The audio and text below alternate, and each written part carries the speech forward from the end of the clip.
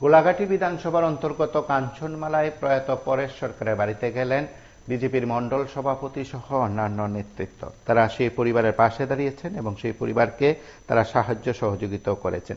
এর আগে এই পরিবারের সংবাদ আমরা তুলে ধরেছিলাম। রাজ্যের মুখ্যমন্ত্রী এবং বিশালগড়ের বিধায়ক তথা বিজেপির যুব মোর্চার প্রদেশ সভাপতি সুশান্ত দেবের দৃষ্টি আকর্ষণ করে সাহায্য প্রার্থনা করা হয়েছিল এই অসহায় পরিবারের সদস্যদের তরফে। এই বিষয়গুলো জানতে পেরে অবশেষে সদ্য দায়িত্ব পাওয়া মণ্ডল সভাপতি সহ অন্যান্য প্রতিনিধিরা সেখানে ছুটে যান, সেই অসহায় পরিবারের সদস্যদের সঙ্গে কথা বলেন এবং তাদেরকে সাহায্য করেন।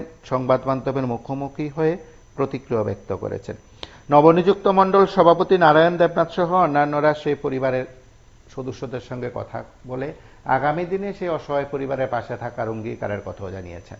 আমরা কিছুটা ঝলক দেখলাম, তার পাশাপাশি প্রতিক্রিয়াও শুনব।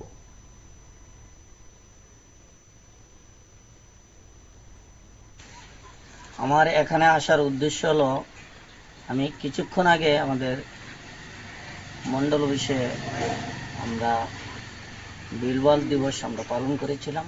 সঙ্গে সঙ্গে কাঞ্চনমালা থেকে আমার কাছে একটা ফোন আসে যে এই পরিবারে একজন লোক মারা গেছে যিনি অর্থ উপার্জন করার মতো ছিল।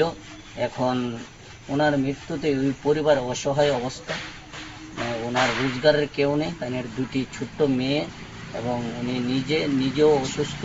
তাই এখানে এসে প্রধানের সাথে আমি যোগাযোগ করলাম এবং প্রধান আমাদের যিনি প্রাক্তন মেম্বার ছিল ওনাকে নিয়ে আমি ওনার বাড়িতে আসি। আসার পর আমার সাধ্যমতো ওনাকে কিছু সাহায্য প্রদান করি এবং আগামী দিনে ওনার চলার জন্য আমি প্রধানকে বলে দিয়েছি পঞ্চায়েত থেকে যে কোনোভাবেই হোক এই পরিবারটার পাশে যেন থাকে। আমাদের নরেন্দ্র মোদীজি বলেছে প্রত্যেকটা পরিবার যারা দুস্থ পরিবার তাদের পাশে যাতে প্রত্যেক কার্যকর্তা গিয়ে দাঁড়ায় এবং তাদের সুবিধা অসুবিধা সবকিছুই যেন দেখে। কারণ ভারতীয় জনতা পার্টি হলো একটি সেবকের দল। এই সেবকের দল হিসাবে আমরা প্রত্যেকটি কার্যকর্তাকে আমরা বলি যে মানুষের পাশে থাকার জন্য। কত নম্বর ওয়ার্ড এটা? কাঞ্চনমালা 3 নম্বর ওয়ার্ড।